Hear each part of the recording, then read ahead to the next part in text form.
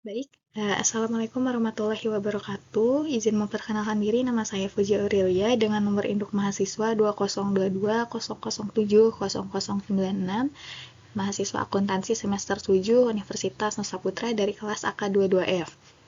Pada kesempatan ini, izinkan saya untuk menjelaskan perbedaan antara pengetahuan ilmiah dan pengetahuan non-ilmiah. Nah, kita di sini akan membahas mulai dari definisi, karakteristik, metode pengujian, serta perbedaan utama antara keduanya. Baik, kita lanjut ke slide berikutnya. Nah, sebelumnya saya akan menjelaskan definisi pengetahuan secara umum terlebih dahulu agar kita lebih mudah memahami apa itu pengetahuan ilmiah dan pengetahuan non-ilmiah. Jadi, pengetahuan adalah sesuatu yang dimiliki manusia untuk memahami dunia. Namun, tidak semua pengetahuan sama. Oleh karena itu, penting bagi kita untuk membedakan mana yang merupakan pengetahuan ilmiah dan juga mana yang merupakan pengetahuan non-ilmiah agar pengambilan keputusan dapat dilakukan dengan rasional dan juga berbasis bukti. Nah, sementara itu, pengetahuan ilmiah adalah pengetahuan yang diperoleh melalui proses ilmiah yang sistematis dan berdasarkan bukti empiris. Didasarkan pada observasi, eksperimen, dan pengujian yang dapat diulangi atau replaceable. Nah, tujuannya apa sih? Tujuannya untuk menemukan kebenaran objektif yang dapat diverifikasi oleh pihak lain. Nah, untuk pengetahuan ilmiah sendiri memiliki 4 karakteristik utama yang menonjol, yaitu ada objektivitas, sistematis, dapat direplikasi, dan juga dapat diuji. Maksudnya apa sih dari karakteristik tersebut? Saya akan coba jelaskan. Nah, yang pertama ini adalah objektivitas. Objektivitas yaitu pengetahuan ilmiah bersifat objektif, yang artinya kebenaran yang dihasilkan tidak dipengaruhi oleh bias pribadi seperti perasaan, kepentingan, atau pandangan subjektif penelitiannya, melainkan didasarkan pada fakta empiris, data yang dapat diuji, serta prosedur ilmiah yang dapat diverifikasi dan direplikasi oleh peneliti lain. Nah, yang kedua yaitu sistematis. Sistematis artinya pengetahuan memiliki metode yang jelas, yaitu disusun melalui langkah-langkah yang sistematis dan terstruktur, serta menggunakan pendekatan ilmiah seperti induksi dan deduksi untuk menarik kesimpulan secara logis berdasarkan data dan fakta yang dapat diuji kebenarannya. Lalu karakteristik yang ketiga, yaitu dapat direplikasi. Nah, maksudnya penelitian ilmiah bisa diulang oleh ilmuwan lain dengan hasil yang sama karena seluruh prosedur, metode, dan data disusun secara terbuka dan sistematis sehingga memungkinkan peneliti lain melakukan pengujian ulang untuk memastikan keabsahan dan konsistensi hasil penelitian tersebut. Lalu yang terakhir yaitu pengetahuan ilmiah ini dapat diuji. Nah, artinya hipotesis diuji melalui eksperimen dan bukti empiris yang dapat diverifikasi. Sehingga kebenarannya itu dapat dibuktikan berdasarkan data nyata yang diperoleh dari pengamatan atau percobaan, serta dapat diuji ulang dan dinilai secara objektif oleh peneliti lain. Nah, hipotesis itu apa sih? Hipotesis itu adalah dugaan sementara. Oke, kita lanjut pembahasannya. Nah, sementara itu, pengetahuan non-ilmiah ini adalah pengetahuan yang tidak didasarkan pada metode ilmiah. Umumnya berasal dari tradisi, kepercayaan, keyakinan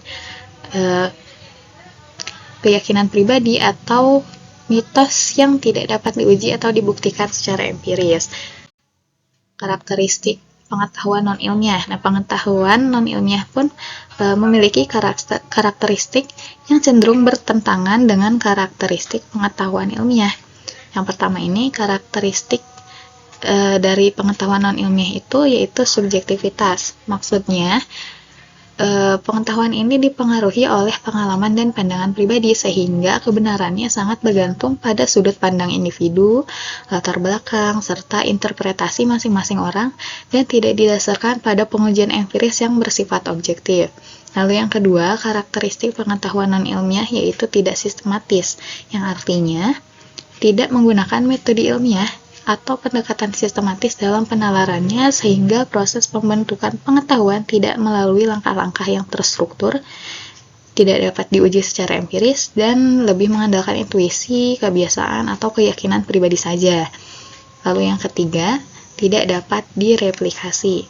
Maksudnya apa sih? Maksudnya adalah pengetahuan non-ilmiah ini seringkali bersifat unik dan tidak bisa diulangi dalam kondisi yang sama karena bergantung pada pengalaman subjektif, konteks tertentu, serta interpretasi pribadi yang berbeda-beda pada setiap individu.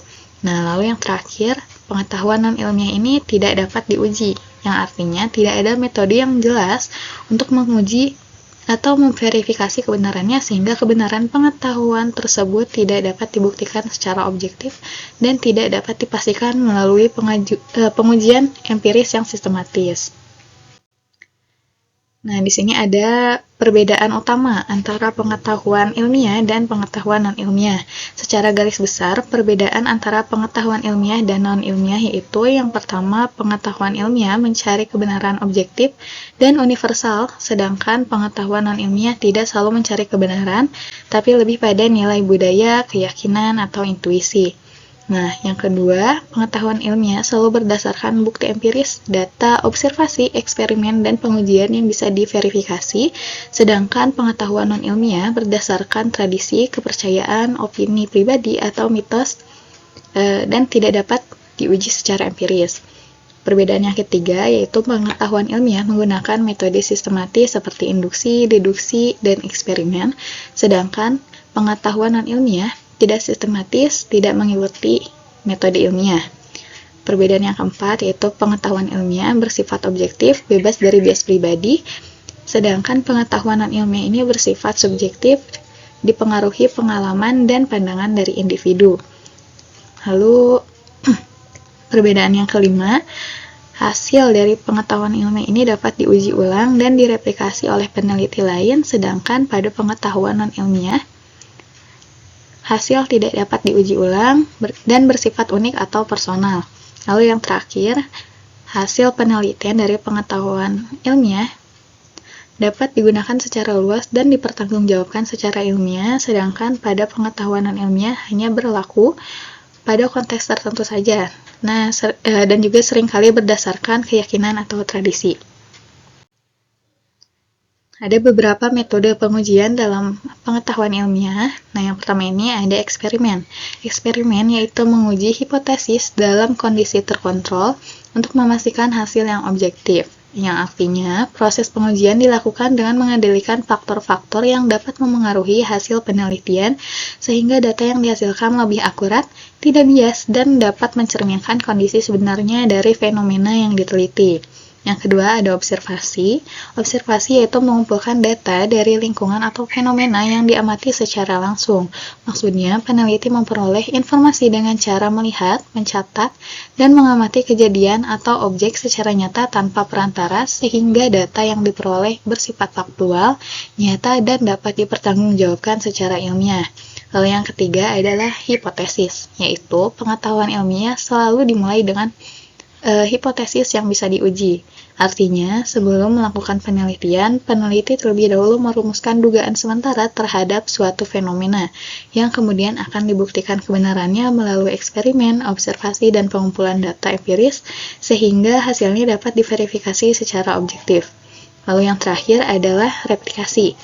Replikasi yaitu hasil eksperimen harus dapat diulang oleh peneliti lain untuk memastikan validitas. Nah, yang artinya ini suatu penelitian dapat dikatakan sahih atau sah apabila prosedur, metode, dan juga kondisi penelitian tersebut memungkinkan peneliti lain memperoleh hasil yang sama, sehingga kebenaran temuan tidak bersifat kebetulan atau subjektif, melainkan dapat dipercaya secara ilmiah. Nah, dalam penerapannya seringkali terjadi kekeliruan dalam mengartikan pengetahuan ilmiah dan juga pengetahuan non-ilmiah.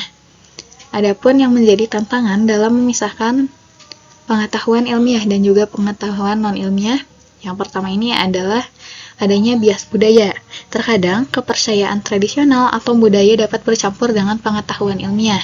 Artinya, dalam praktiknya masih sering ditemukan pandangan atau keyakinan yang berasal dari tradisi dan budaya tertentu ikut memengaruhi cara seseorang memahami atau menafsirkan fakta ilmiah, sehingga berpotensi menimbulkan bias dan mengaburkan batas antara penjelasan ilmiah dan non-ilmiah. Lalu yang kedua ini, adanya keterbatasan pengetahuan ilmiah. Tidak semua fenomena dapat dijelaskan dengan metode ilmiah, namun ini tidak berarti penjelasan non-ilmiah lebih valid. Karena keterbatasan metode ilmiah hanya menunjukkan bahwa ilmu pengetahuan masih terus berkembang, sehingga penjelasan non-ilmiah tetap tidak dapat disamakan kedudukannya dengan pengetahuan ilmiah yang berbasis bukti empiris dan pengujian yang dapat diverifikasi. Lalu yang ketiga, adanya interpretasi yang berbeda.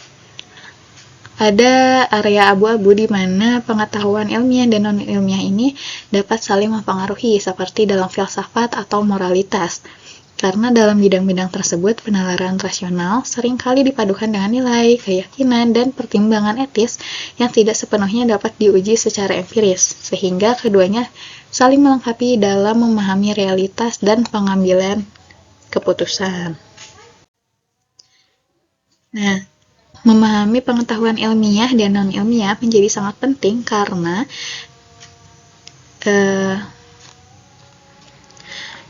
dengan adanya pemahaman mengenai pengetahuan ilmiah dan non-ilmiah, kita dapat menyadari perbedaan antara pengetahuan ilmiah dan non-ilmiah yang merupakan sangat penting agar dapat membuat keputusan yang lebih rasional dan berbasis bukti.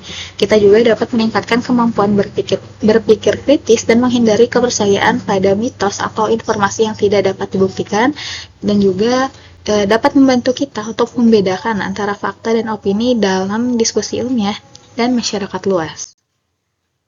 Mungkin kiranya hanya itu saja yang dapat saya sampaikan mengenai perbedaan pengetahuan ilmiah dan pengetahuan non-ilmiah. Mohon maaf apabila masih terdapat kekurangan dan kesalahan dalam penyampaian materi yang saya sampaikan. Wabillahi taufiq wal hidayah. Wassalamualaikum warahmatullahi wabarakatuh.